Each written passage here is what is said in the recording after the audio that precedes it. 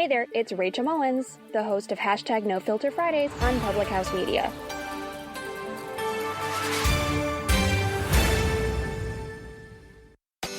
This is Dr. Mariah White, host of Your Life Matters, here on Public House Media. Thanks for listening to the following broadcast on Public House Media. Once you are done with this episode, I hope you'll come check out my show, Your Life Matters, where we talk about dreaming big and dreaming bold to reach your wildest dreams in both your health and your happiness. A new show comes out every single Tuesday. Don't forget to subscribe on iTunes so you'll never miss an episode of Your Life Matters. Thanks again for checking out the following broadcast on Public House Media.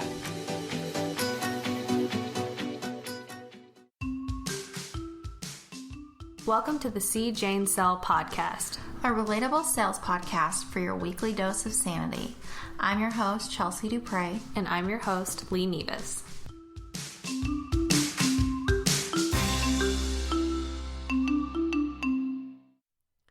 Hi, everyone. It's Lee doing a solo intro this week for C. Jane Sell. This week we have a really awesome show lined up for you. It's an interview with Rita Ernst. She is a CEO coach here in Louisville, Kentucky, who owns Ignite Your Extraordinary. Rita is awesome. She has an extensive background in the corporate world. She came from Gap headquarters in HR, was there for years and years. Not like a Gap in the mall, like the Gap, like the head, like, you know, the Gap. I'm sure you understood that. I probably don't know why I had to re-explain it, but I'm just trying to help everyone out, okay? So she had a huge background in corporate, moved to Louisville, Kentucky, was with Humana, decided to go off and do her own thing, and now she is a CEO coach and owns her own company. So she goes in, she talks to CEOs constantly about, you know, what they're struggling with, like what their biggest challenges are, helping them break down, you know, cultural issues, maybe conflict resolution issues. And you'll hear in the episode, like, probably the theme, the biggest thing that she sees is that it's really difficult to manage conflict resolution in the office. And that's pretty much what this episode, I think, is. We didn't mean for it to be about just conflict resolution, but it happened to be about that. I feel like in today's world, we're all so different, and there's so much serious stuff that's happening. It's hard for us to sit down and see eye to eye with someone whose views are conflicting from us, or maybe, you know, they see things differently. It's become really difficult to manage your emotions when there are so many just awful, horrible things happening. And so I think that Rita brings up some really good points. I think that you'll hear some, you know, maybe some little golden nuggets that you can take with you, because, you know, some of them are like hard truths that you have to understand in an office culture, and that you have to get along with people that you like just don't like. You know, not to say that, you know, if someone you don't like is like a horrible, like, racist human being, like, we're not saying deal with them, because that's obviously ridiculous. We're talking about just like business stuff, because that's totally different, and you should probably get out of there because that's gross.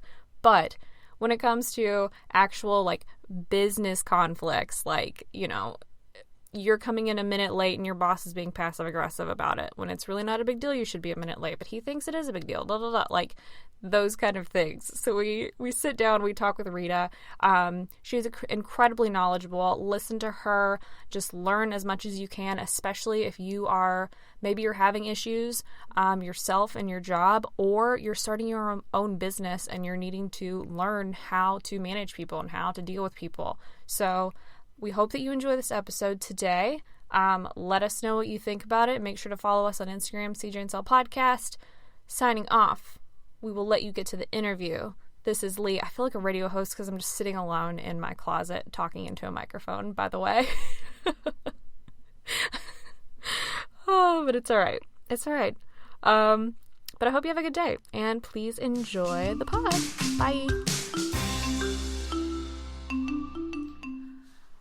So from your experience from doing all that, I know like Chelsea and I talk all the freaking time about culture and about the culture in the office and about working with like difficult people. And I guess there's always that one person in your office that like they just look at you and you just have a punchable face. a punchable face. Would you stop? Would you just stop? Where's the proof behind the pudding on that one? You know what I mean? And we've all experienced that. And so from your experience from working, I guess what are the number one issues that you encounter that CEOs are having in their office, whether it be culture-wise, people getting along with each other, but what are the issues that you see most often? I think culture is probably one of the most significant things to an office or a company. And I have worked in several Fortune 200 companies, and it is, there is not typically an overarching company culture with a big C. Like there'll be offices that are fantastic and they have a totally different vibe than other offices or locations, or even business lines can be that way. So culture can very much be geographically bound, etc. But it's for many people, it's so squishy that they have a hard time talking about it or wanting to deal with it. It just feels very squishy. Yeah. And so that one is probably one of the most significant things, but oftentimes the most dicey for me in terms of really how to get into and navigate that conversation in a business because of that. But so culture... I sort of think about it as big C culture stuff and little c culture stuff. So the big C culture stuff is often driven by the leader or the owner or the founder. So in nonprofits, the founder has a lot to do with the culture, that sort of the tone of how things are. In companies that have employees 50 or less, the owner, there's this saying from the 90s, the fish stinks from the head, like when the culture is really crappy at the company, like it starts at the top and sort of permeates down. In really big companies like, Fortune 200, Fortune 500 companies, the culture is, again, it becomes more specific to each location. And then there's this more amorphous kind of culture that is dictated more by standards of acceptability and stuff like that. So like just a really current example. #MeToo, right? It has been no secret in Hollywood that women were expected to put out to men. Yeah. That they were objectified, that, you could sleep your way into a role. I mean, hello. That's everyone knew. Yeah, that has absolutely never been a secret whatsoever. Yes. Right? Women have just never been heard around why is it okay for this to happen until now. Why that is, I have no explanation.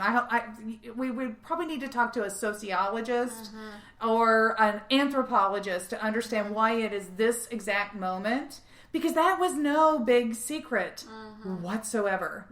Like that, it's crazy. And so if you knew that if you were going to choose to pursue a career in Hollywood, that was part of the culture, big C, that you were going to have to put up with. Yeah. Right? That was just a known thing. Just like it used to be, like if you wanted to be, if you were a female especially, But if you wanted to be a musician, like a rock star or a pop star or something, you had to be thin, cute, and pretty. Yeah. Like if you were overweight, if you weren't willing to do the full makeup kind of thing, if you weren't willing to have a bigger boobs or whatever, like you were. Alanis Morissette happened. Yeah. And she changed and the culture. Changed it all. Thanks, Alanis. I love her. I got to see her in San Francisco. That was so awesome. I'm on Alanis She's inspired Morissette. my hair. It's just a little longer. So there's sort of those things that get defined in a company that have to do with acceptable behavior and unacceptable behavior. The way rules about who you can talk to and how communication and things move in companies, stuff like that. I told you my dad worked for DuPont, and back in the day, safety was a huge issue, and there was a whole government agency that went in and policed manufacturing companies and stuff to make sure that they were not creating hazardous conditions for employees and stuff, and that still exists, but it's not needed. OSHA's not needed as much because there's not as much industry. But having a clean safety record, and so companies like DuPont and Monsanto, where I worked, they would give employees rewards if they had 100 days without an accident in the plant, right? Yeah. Like you get a cooler, or you get, they had all kinds my company does that. All kinds of different giveaways, right? Yeah.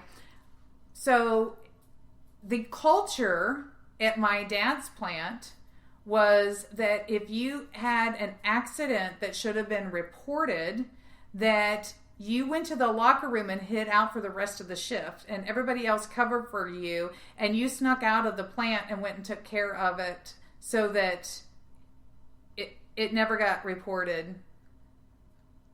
Right? Right. Now, was that company policy? Probably not. Not at all. Yeah. Yikes. But did people facilitate that happening? Absolutely. Yeah. And not just employees.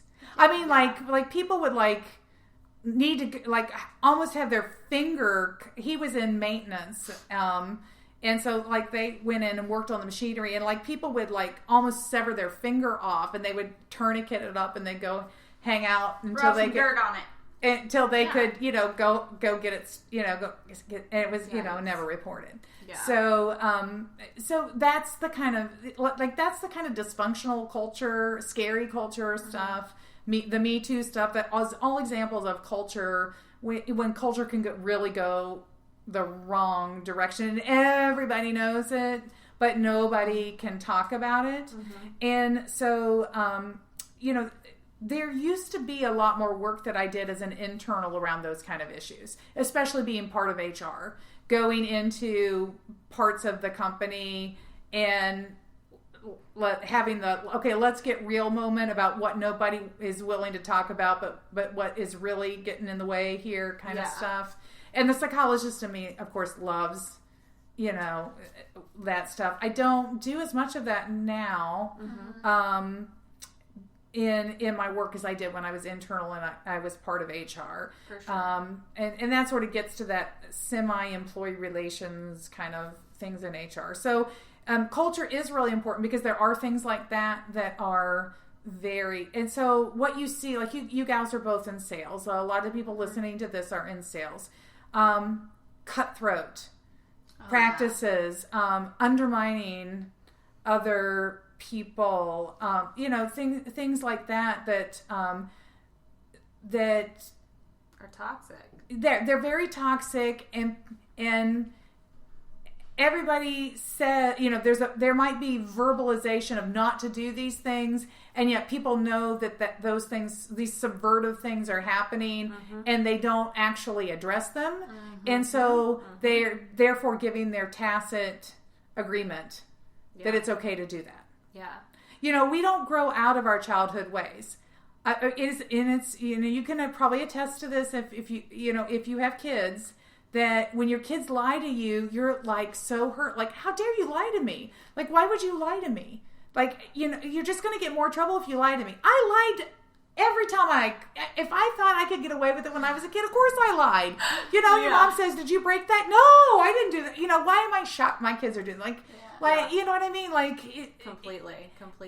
So, and we grow up as adults, but that doesn't mean that we, you know, don't still have that trigger response. You didn't teach your kids to lie.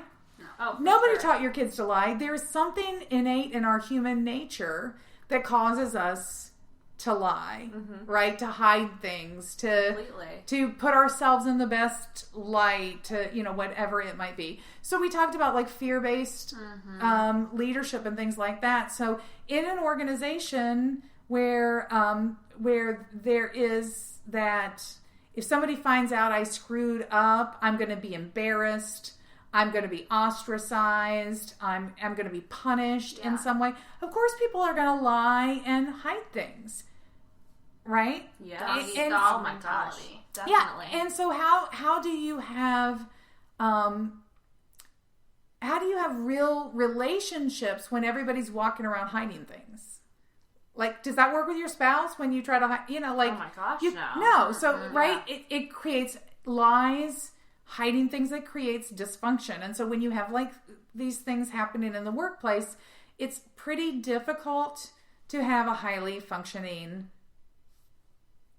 work group. And people don't respect. Like, yes. Oh, completely. And like, when you because I'm afraid of you, I don't respect you. I don't respect you. I don't trust you. I don't talk about you, not in a good way. I hate my job. I call my friend. Yeah, that's not good for my like mental health. Yes. Completely. Yeah. And when you're not mentally healthy and if you're not happy, then you 100% are not performing your job to your like best capabilities. No. Yeah. So here are things that most commonly I see as the real opportunities around culture. The first one is something that I learned from Peter Block, which is one of the most powerful things that I have learned in my entire career. And I attended some training when I worked at Humana, conducted by Peter Block, and then we actually hosted Peter here in Louisville to talk to the HR group as well. And I formed a really good bond with him, and he just has this incredible, he's an engineer by training, but he became this management consultant, and he has this really, I mean, here's what he says. He says that your yes means nothing if you can't say no. That's great. Dang. That is some knowledge. Isn't that powerful? Yes. And that, if you think about your workplace, that is at the heart of what the problem is. Right?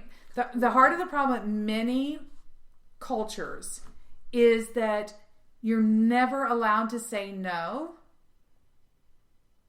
Right? No is not invited.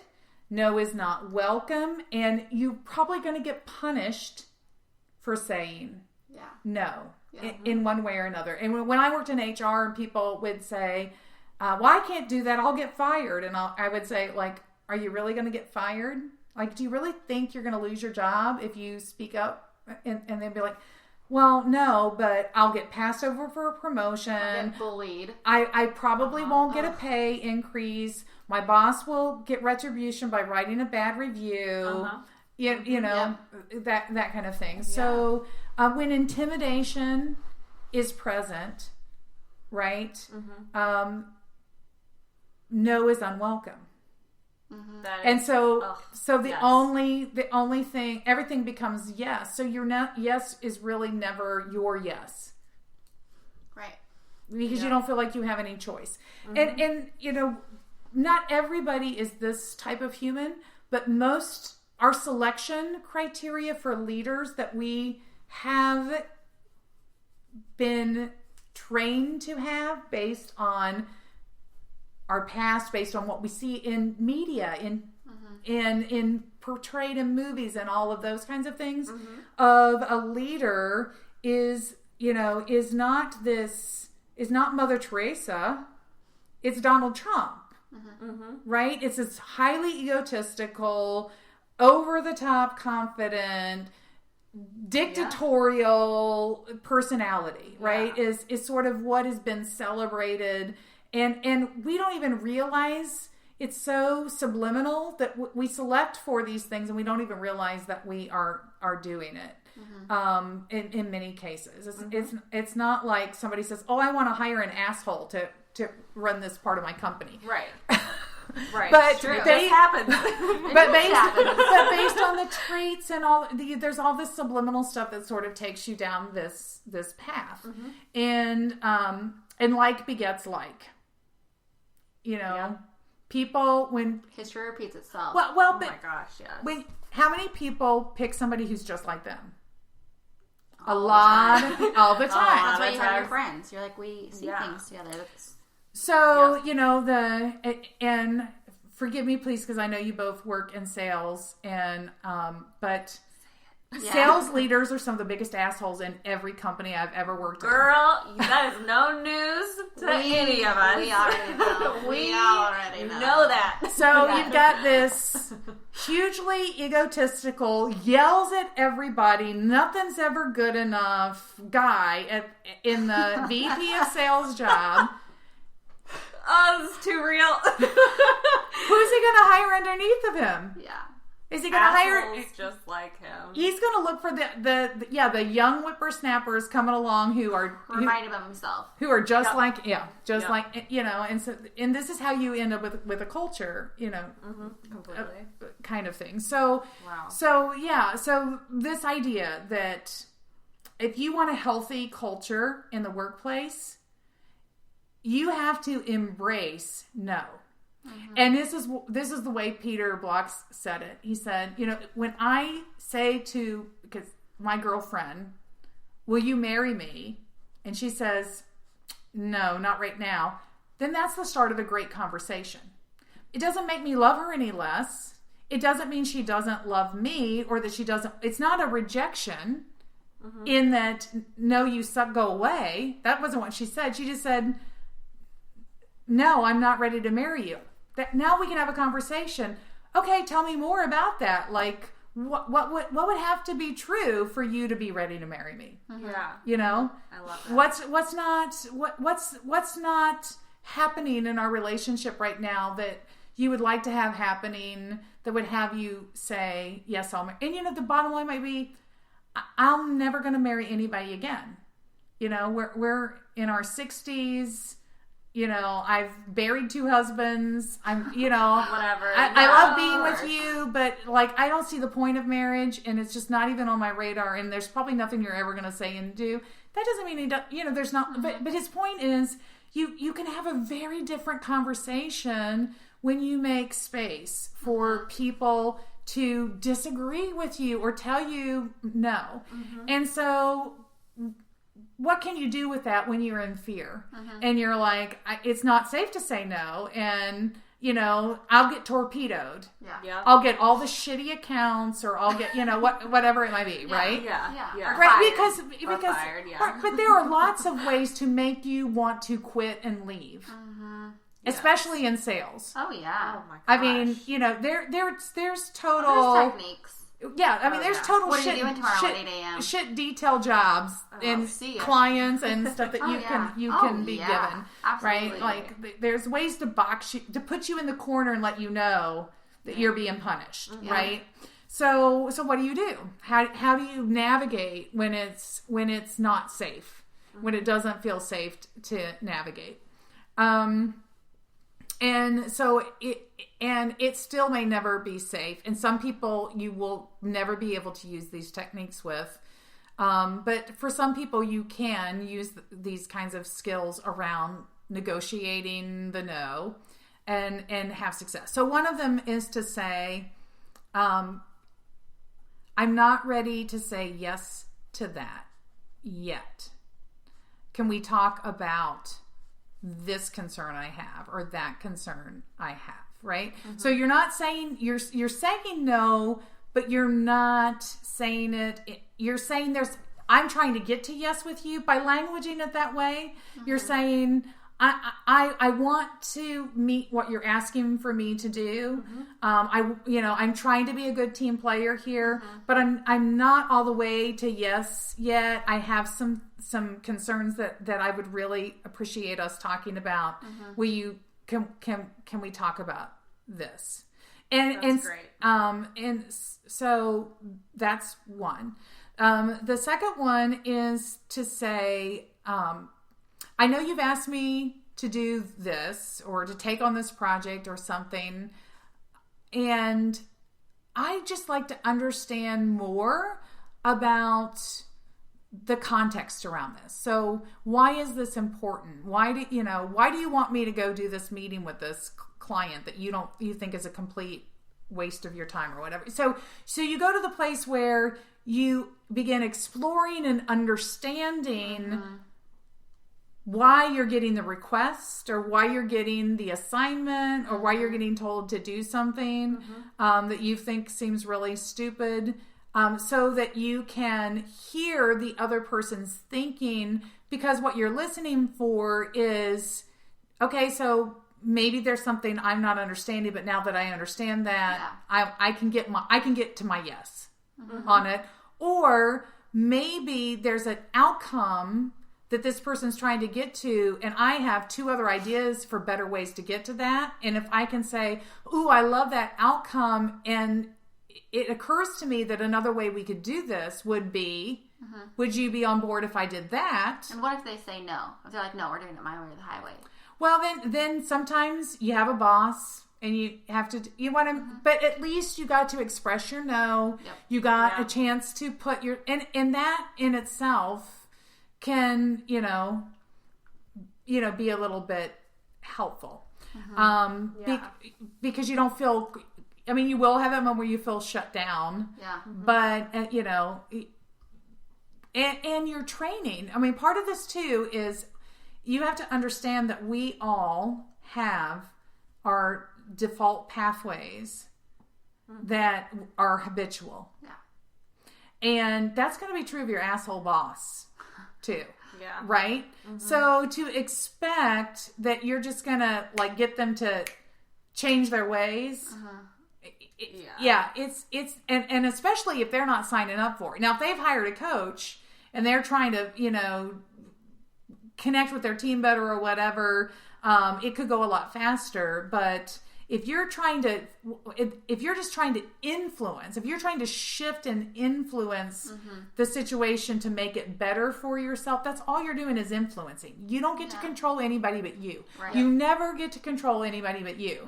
So you can do the best that you can do to show up in a way that is the most influential that you can be in that moment. But beyond that, you have no other control. Yeah, that's such a good point. You can only control what you can control. And if you can control your own actions and know what you want to do and know what's right and what's wrong and be able to voice that is huge. Well, and a big principle of Stephen Covey, who did the 7 Habits of Highly Effective People, is that the more you focus on the things that you can control, the greater your sphere of influence becomes and the more things that you can successfully control. So, when you dissipate your energy by talking to your friend about how pissed off you are and spending time about being mad and other things, instead of saying, okay, so he's an asshole and I can't change that. What else can I do? And really focus. All you're doing is dissipating your energy and you're wasting time and making your life harder. And so, one of the 7 habits, and this is what's so funny is there is a lot of great stuff out today, but there's also some of this really old school stuff that is just core. That, still true. Yeah. Completely. You just can't say it any better than that. And you just, you just embrace it and go. That's such a good point, because I feel like, I fall victim to this all the time, is just constantly oh my gosh, this person is driving me insane. I don't know what to do. And I just bitch about it and I wallow in it. And I sit and I wonder what made them like this? Why are they like this? What is it? Did something happen to them this morning? Did something happen to them when they were 5? know? And I think it's so important to just breathe for a moment and realize your energy is your energy, and you can't give it to other people who don't deserve it, and you can control what you can control. Like, and you're not a tree, you can move. Exactly. Go into a different room. You are not a tree, you can move. That's such a good reminder. Well, and that makes me think of another really important idea about people in the workplace and navigating people in the workplace, which is that another one of my favorite books that was like one of those pivotal ahas that I go back to over and over and over again is titled How the Way We Talk Can Change the Way We Work. And these two women authors wrote this book, and it's actually, it'd be perfect for you two because you're already sort of buddies anyway, like supporting each other in sales, in your thought processes and your experiences in the workplace. You're meant to read this book with a buddy, and it's a workbook. So like they present content, and then they give you questions that you answer, and then you talk it out with the other person. Like it's a whole like coaching style book. That's incredible. But one of the big ideas in this book is that the first language of transition is moving from complaint to commitment. And the idea behind that is that if you didn't care about something, you wouldn't complain about it. It's true. So, when you have that person, maybe it's a customer or somebody that's complaining at you, it's really easy to get frustrated. It's really easy to, especially constant complainers. My grandmother, God rest her soul, was such a complainer. And, you just had to steel yourself for it, know. Yeah. But so there are the Debbie Downer which is one of my favorite. I used to show that video all the time when I taught in the business school. But yeah, so there are those people who just really are Debbie Downers. But for the most part, when people, and so if you're leading people and they're complaining to you, the conversation that you need to uncover is, what is it that they're caring so deeply about? And can you get aligned with them around what they care deeply about and help construct a pathway forward that they're feeling better about their ability to control what they care about? Yo, ding, ding, ding. If Gold you are nugget. listening to this and you are a leader, rewind this 17 times, write that down. Yeah. Ding, ding, ding. That's incredible. Yes. So, but it's such a great idea, right? That this idea that we that we complain about stuff because we care deeply about it. So if you can shift that conversation, right? From the complaint to the here's what I really care about. Now, what do I want to do about that? Right? Oh my gosh, completely. Well, and maybe you can go off this. My mom was telling me, it was, I think, a book she read or something. It was about like, venting is not powerful. It actually destroys you and your time and the person around you. So it's like, I just gotta vent about this. Like, let me vent it out. You're not. You're damaging yourself and the person you're venting to, and you're wasting time and energy. So, like, kind of giving your thoughts on that. Well, and that ties into a lot of what we've already talked about, right? Venting, it can be cathartic. But, the question is, to what end? Because venting is just an expression of emotion, but you're still stuck. You didn't move anywhere. Yeah, exactly. And so I told you guys when I got here that my 16-year-old daughter's boyfriend broke up with her. Yes. And she is devastated. Poor baby. And, she is in her wallowing pit of tearfulness, right now. Exactly. But she's got she's like, I don't want to go to work. And I'm like, maybe you just need to get your mind off it. Like, maybe I don't want to go to school. I can't face school. I don't think it's healthy for you to lay in bed all day and just fixate on this. No, girl, go get that hair wash, get it bouncing, looking good, get some fresh but that is what, the way you just responded to, that's what complaining is. Yeah. That's the advice you should give to yourself when you complain, because you're just like her. Laying in her bed with her eyes all puffy, just fixating on why. Yes. Life isn't fair. Shit happens. It's, and it's awful when it goes. And I will tell you, I had a really personally tough year last year. And the way I got through it was my girlfriends, and I spent time complaining about stuff. But I'm good enough at my profession to know that at some point you have to like move from complaint into, okay, so, you know, I don't want to stay stuck in this place of anger. I don't want to stay stuck in this place of hurt. Like that, how am I going to move? And here's another one of those great nuggets. So, Love the nugs. so I was listening to NPR in my car, like we just talked about, you know, how like the universe is talking to you. Yes. And they were, it was Terry Gross. I love Terry Gross interviews. And they were talking about something, and the person says, well, the only way forward is through. It's true. Ugh. And I was like, okay, wow, universe, like smack me in the middle of the forehead, right? Like the only way through this, the only way forward from this tough time and all this hurt and all this anger and, you know, all of this is to work through it. I can't just keep being upset about it. Like I'm gonna have to work through it. Well, I think that kind of like a lot of things that we talk about is like finding your best self. Like find what your core emotions are. Like you say you're depressed, but is it really that you have depressed anger?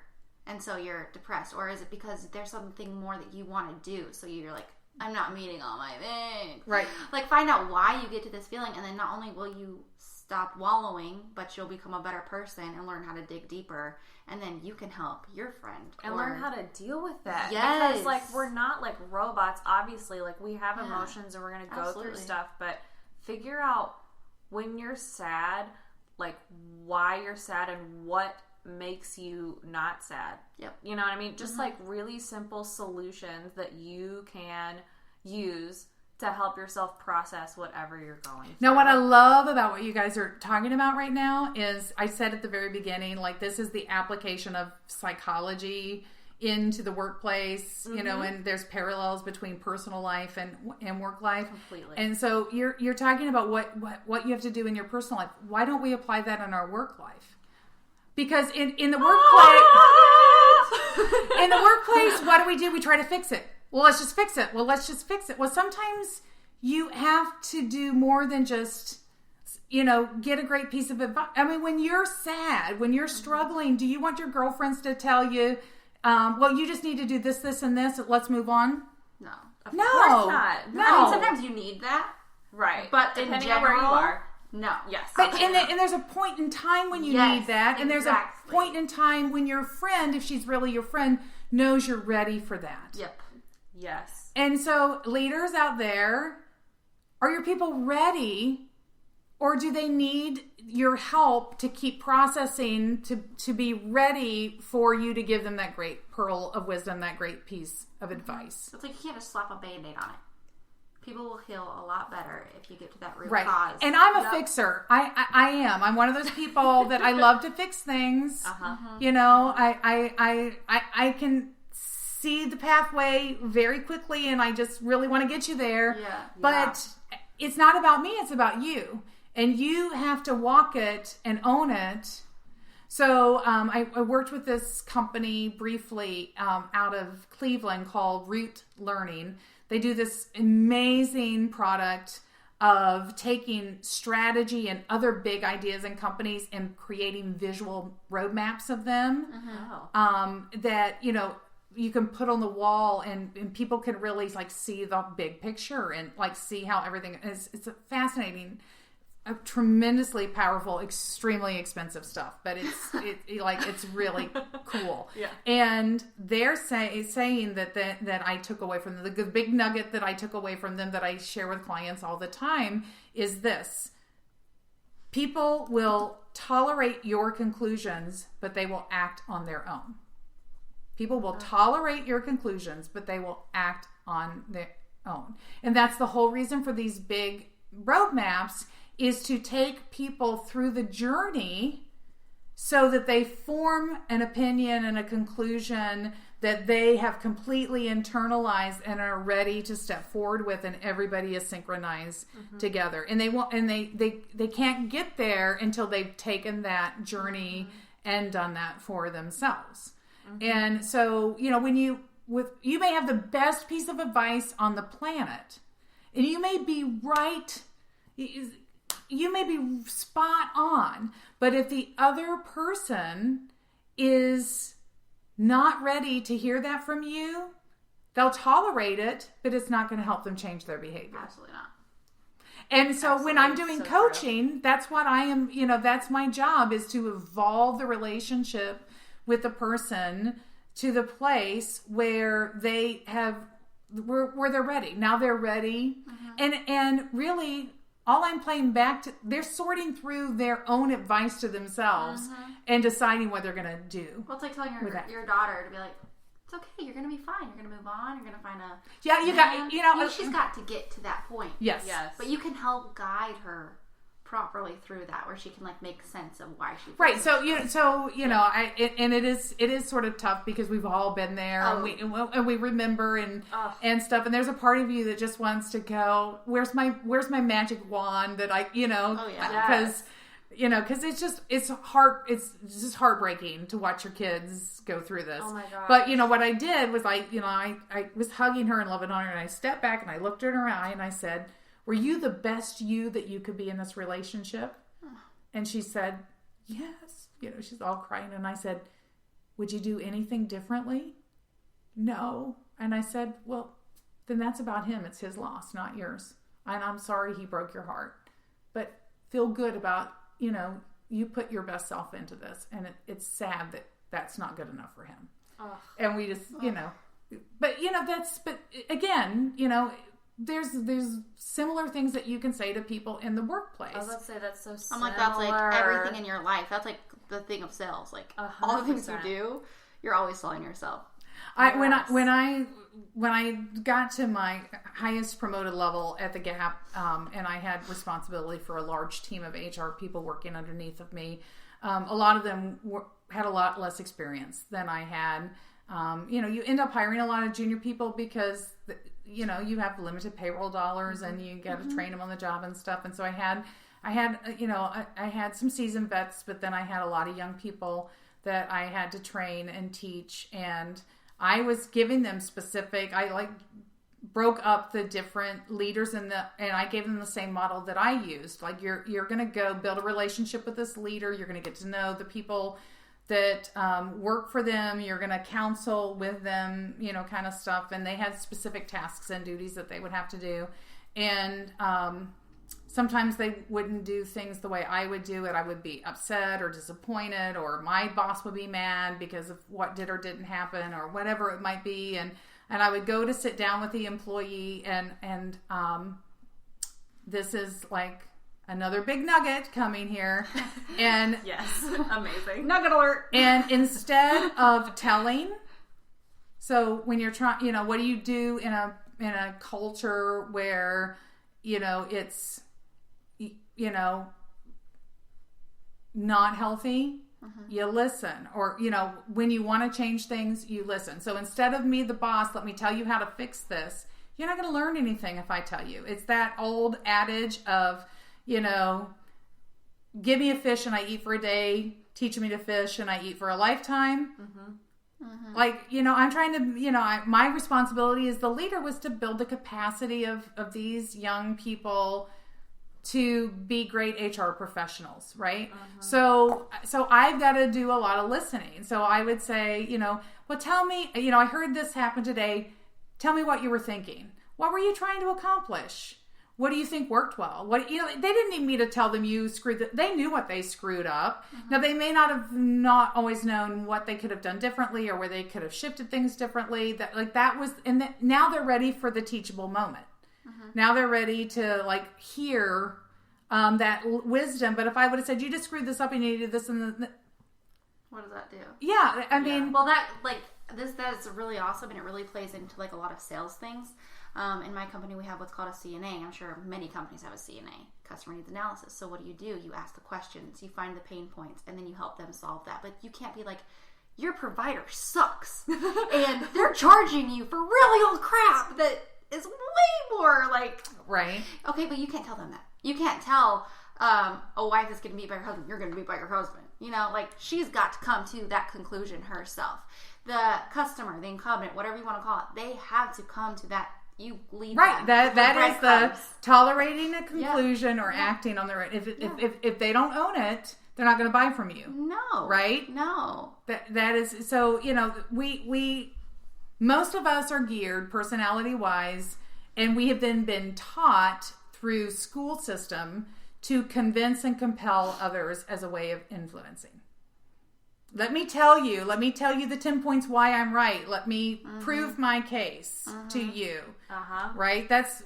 We've been taught and skilled for that. Yes. But the other option is to ask questions and listen and create a pathway, a process through to where you shaped somebody's thinking, and now it's their decision wholeheartedly.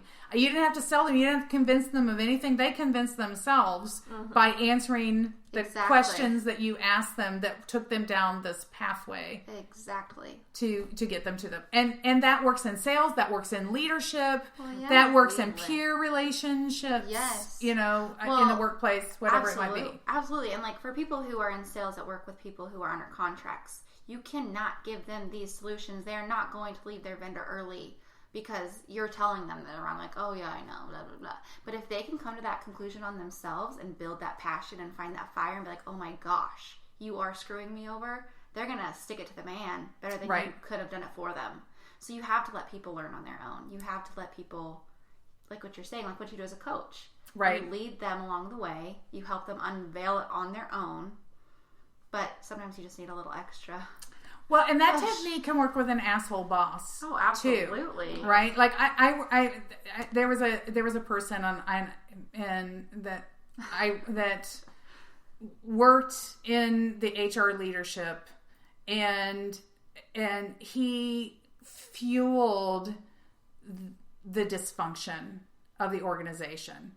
You know, and he would tell his staff, "Oh, don't trust anything they say. They lie all the time, and they're just trying." You know, like he would just like really, yikes, like just very, very subversive, undermining, and there was a lot of fighting at the very top of the organization and stuff. And but at one point, after he told his team that about me, I actually scheduled a meeting. I went and sat down, and I said, you know, I remember the day I sat in this office and interviewed with you. I remember the questions you asked me. We were aligned philosophically on a lot of things.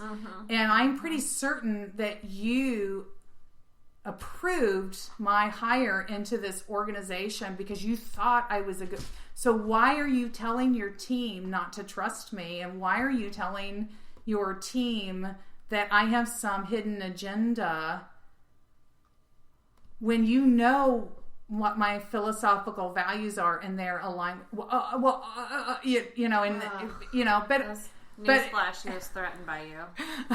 By the way, let me just say that out loud. But you know, and at that point, I was so done with the dysfunction that I had like nothing to lose by But, you know, I went in not trying to put him on the spot, but to just really say, like, what has happened? Like, I don't understand. Like, help me understand. What have I done that has created this conversation? And I didn't get anywhere with that because I think that he was just spreading the peanut butter, and I, you know, and I was just sort of in that in the, you know, wrong place, wrong time kind of thing. Yeah. And I was just getting maligned with all of my peers that were being maligned that really weren't doing what he was saying, to my knowledge anyway. But, you know, it was powerful in its own self to just go in and ask questions and say, you know, I respect you. I respect your team. I don't, you know,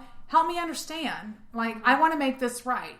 Or, you know, I want this to work better. Not, how dare you, and I'm so offended, and you know, I'm not on the attack. I'm on the, you know, educate me here. Like, if I've done something that has been misinterpreted, I need, you know, help me understand. Because, you know, people often speak without really thinking about impact and consequence of their behavior on I've other never people. done that. No, me neither. I'm perfect. And, so sometimes it's like, oh, mea culpa here kind of thing. Sometimes people are just, so psychology moment here. So I'm a psychology geek. I love my field. So here's my little geek out moment. So our brains are designed to take things that seem similar and connect them together and relate them so that we have expedient learning. So the best example I always use in Psych 100 class is when you're a little kid and you touch the stove and you burn yourself and your mom goes, don't touch that, it's hot. And you're like, ah. The next time you go near something and your mom says hot, you don't have to touch it again. You only had to, neurologically, you don't have to touch. Now, there are some people who have a neurological disorder that do, but, for the vast, healthy, normal people, you don't have to touch things to figure out what hot is over and over and over again. Yeah. Mm-hmm. And then you begin to associate things with hot that may or may not really be hot, and you treat them the same way. Mm-hmm. Right? Such a good point. We do that. That's not limited to simple lessons of safety in your life. Your brain is wired to do that in so many ways. So it could even be that you look like somebody that I have a bad relationship with, or that you have the name of somebody that I like or don't like, or that you have a pattern of speech, or you have a dialect, or whatever it might be. There's all kinds of things that can trigger and create weird dynamics and stuff in relationships. It's so crazy. That are subliminal. Like you don't even, you don't even. So that person in the office that you're just like, there's just something about punchable face, buddy. Punchable face. And it's probably your brain making a connection. And there's actually there's books that have been authored by people who've had strokes, who have recovered their full functionality, that are able to describe what was happening in their brains at the time that they had strokes, and because there's certain parts of your brain that don't function, and stuff, and then what people tell them about who they used to be and versus the way they think now, because those neural connections have been lost, and you have to start over again. And so people that they didn't like, and in situations, they like have a whole brand new, like literally like a total reset. Crazy. Yeah. Because your brain, like our brains are designed to do that. To say that's food, go get it. You don't, that's why so many back in the day, people would poison themselves eating the wrong mushrooms or eating the wrong, because it looks like sure. Right. Yeah. So biologically, this is how we are built, and so people misstep all the time because biologically that's a part of being human, because of just the way your brain is designed to work. I think accepting that too, when you have a boss hole or someone that you just are like not vibing with in the office, like. I have a really short, like little blog lesson that I published a few months ago that, I think it's called something like is your brain, how your brain is lying to you, or something like that sort of deconstructs a little bit of this process that happens. And that's all Peter Senge's work from The Fifth Discipline. You guys are probably too young to know that book. That was all the rage when I entered, the workforce. For sure. Nice. Well, yeah, and I think that, like, probably the most important lesson is just, like, recognizing that you're human, and recognizing how your brain works, and recognizing that other people in the office, like, they're most likely, when someone is an asshole, they're probably not being an asshole on purpose. And just, like, recognizing how to deal with that, and how to, like what we were talking about earlier, like, just making your energy and keeping it to yourself, and not letting other people take your energy, because most likely, like, it is something that's learned when we're younger, and we are associating, like, other things, and the reason we get frustrated is because something else in our past has been brought up, and we're being triggered, or you know. So yeah, we most of us avoid conflict, and this is like one of the most powerful choices that you can make in to empower yourself in the workplace and be your most effective self is to choose to embrace that no, to choose to not avoid conflict.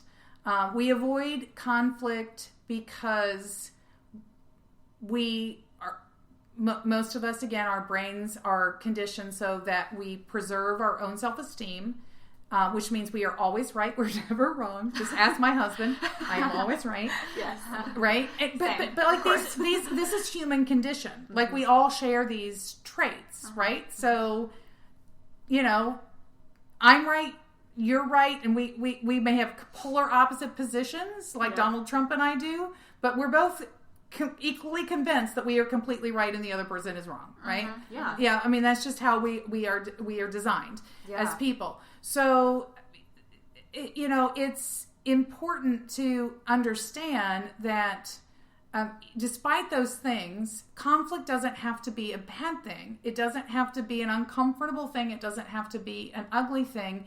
If conflict occurs from a place of good intention with mutual respect, right? So what's your intention? If your intention is to prove that you're wrong or you're stupid or to make you look bad, then that's not conflict you want to get into.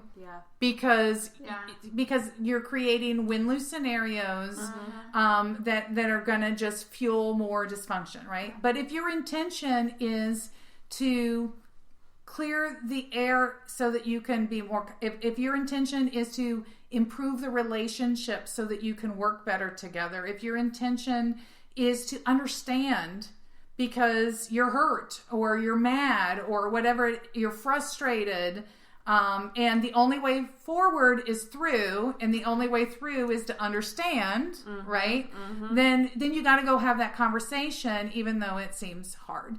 And so, you know, as a coach, I spend a lot of time when people are avoiding, helping them notice that they're avoiding, and then helping retool them to go and do some of those things that feel really stressful and frightening and stuff. And it's usually around what feels like confrontation, but it doesn't, if the intention is there, and if you're doing it from a place of respect for the other person and for that relationship, it's a very good thing.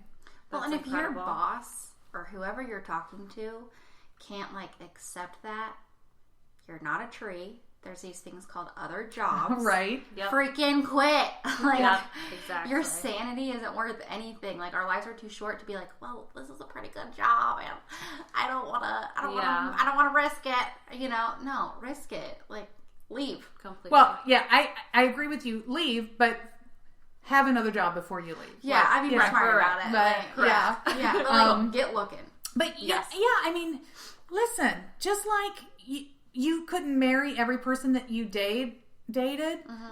And sometimes jobs are like dating. Like you're not getting married yet. There are people who get married to their company and they work there for 25. I mean, there's people that I follow on LinkedIn that I worked with at Humana. They were like little young kids coming in at Humana when I was there, and they're still there. And I'm like, I cannot believe that you're still there after all these years. But they found the right fit for them, which is awesome. And that's awesome. It wasn't the right fit for me. I dated Humana a while. It wasn't a good fit for me. I moved on. And that's okay too, because every place is not going to be the perfect fit for everybody. And but you've got to take ownership for that. So one of the other in both Peter Block's work and in the how the way we talk change the way we work, we complain about things that we care about idea, the next lesson of how you shift your language is you have to take ownership for what you're complaining about. Yes. So how do I contribute to the problem? Right? Yes. So it's not, you can't just, it's mutual. Like, oh, for sure. You are participating in the situation in one way or another. You may be participating because you are avoiding. And so because you're avoiding, you're allowing things to fester. You may be participating because you have a no that you don't know how to express and stuff. And then you are resenting. And then the more resentful you feel, the harder it gets to want to be there, those kinds of things. You may be participating by not being authentic or truthful when you're given the opportunity to do that. You may be participating because in the end you're not willing to stand up for yourself, and nobody else is going to stand up for you. And there are times when you just have to say, I'm going to be the person. Peter Block, I love Peter Block. I talk about, he said, when you choose safety, you give up power.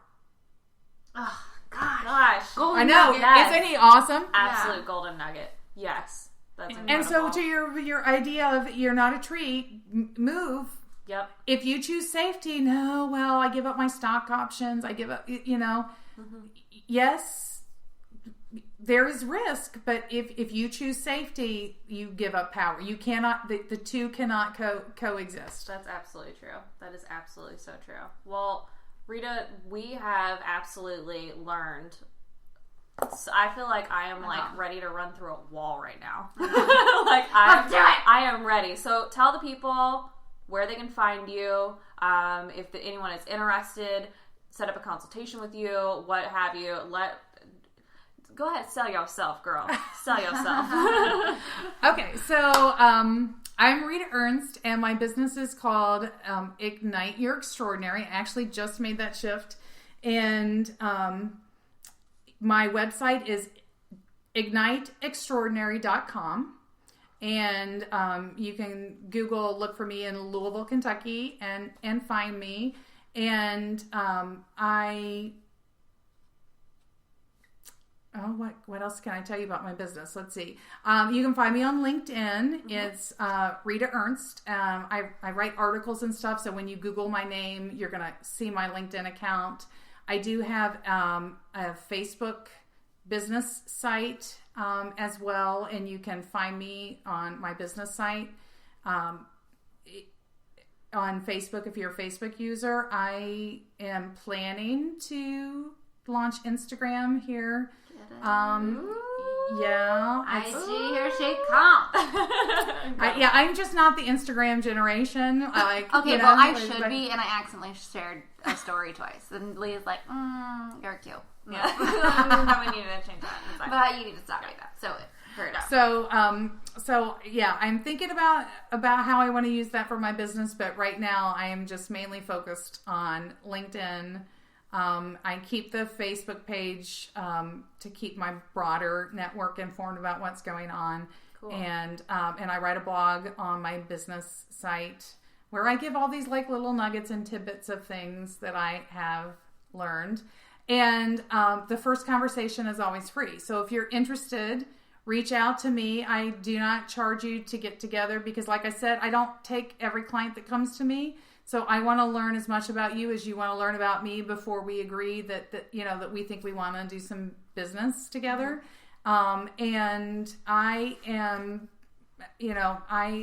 priced to be affordable to small businesses to the best of my ability. So I did finally, one of the things I did I did a little mini reset that you can read about on my blog for my business this year. And one of those things was I did actually put some pricing on my website to get past that hurdle, because I think a lot of people have this feeling. Well, there's two big hurdles in coaching that I encounter the most. One is if I have a coach, and that's for all those people that don't realize how hip it is, then it means I suck or there's something wrong with me and somebody's fixing me. And I'm admitting I have a problem or something, and I'm having to ask for help, and God forbid that you might have to ask for help. And, here's what I say to those people. If you own your business, you got so much shit coming at you all the time. Why wouldn't you hire somebody to help you just Oh my gosh. For sure. Like unpack it, reorganize it, and figure some things out. Like, you know, I mean, having somebody that you can use as a thought partner. I use my girlfriends this way all the time, that really can just help you sort through all that thinking going on and get some clarity is so valuable.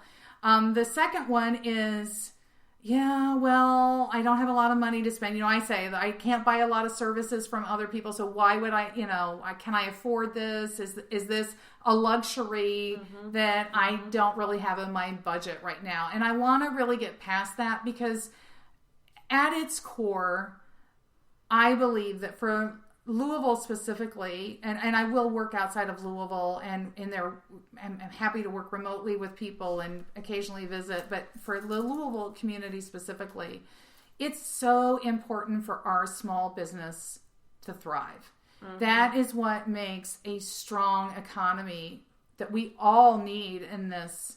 And so I have had the value of working for these big companies and building my craft and learning my trade and having all of this stuff to share.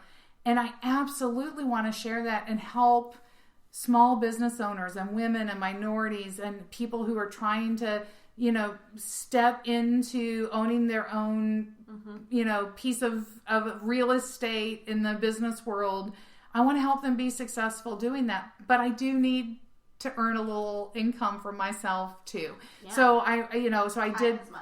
Yeah, so I did, you know, put some pricing out to give people an idea that, you know, you probably really can afford this and the payback is always extraordinary. It's not so much affording it, it's an investment. It's an investment. Because think about the time that you're going to spend trying to coach somebody in your business, probably the wrong way. So it's going to be more time that you're spending. Not only is it your budgeted hours for yourself, but also your employee. And then if you have to start all over. So this is an investment. Yes. Do it right the first time. And I have a client that I worked with for several years. And it was just really a pacing thing. Like the first thing that we did is we went in, she was growing like gangbusters. And she was just like, I can't do it all anymore. I have got to like put some people underneath me to take some of this responsibility, but I've tried and it didn't work, and I didn't have the right person. And so, you know, the first thing we did was figured out, you know, what does she really want to be spending her time on, and what is the stuff that she wants to give others responsibility for, and what does that mean? What does that look like? And really shaping her CEO role. And that's really all we did at first. And then she sort of lived with that a little bit, and then she came back and she said, yeah, it's not working because you told me I need a process, but I don't have a good tool and I don't have good systems, and we've got to start we're losing efficiency. And I told her all those things, but she wasn't ready to do anything. And again, I'm not there to convince and compel, so I just let it sit with her. And then when she was ready, the next thing we did was work on systems and process. And then the next year, she came and she said, you know, I'm having a lot of turnover. I'm having a lot of burnout. I'm having culture issues. So now she's ready to deal with culture. Now, I gave her a roadmap and said, here are all the things at the very beginning that need to come in alignment. But we did it at the pace that she was, you know, so nobody's going to force you to do anything you don't want to do. You have all complete control in this, and it's okay. You know, I mean, sometimes you don't want to burn the house to the ground. And, you know, sometimes you have the budget to renovate a room at a time. And there are ways to do, sometimes, you know, it's like, well, it would have been a lot better if you would have like done all the flooring, you know, things like that. It's not realistic. But, you know, but if you can't, you can't. And you do what you can, and you be as smart in what you're doing as you can. But you do it with, you know, knowing that there's a way to integrate it long term. So I really am trying to get businesses to get past that idea of this is a luxury, or, you know, is this really what I should be investing my money in right now, and so I have added some pricing to help people understand that better. Awesome. And we will make sure, check out the info on the podcast. We will make sure to link your website, your Thank Facebook. you. We'll do all of that stuff so you can find her, you can contact her easily. And Rita, thank you so much for being here with us today. It was so great of you to invite me, and it's so much fun to talk about what I love to do every day. So thank you for letting me tell my stories and share my insights with you. Yay!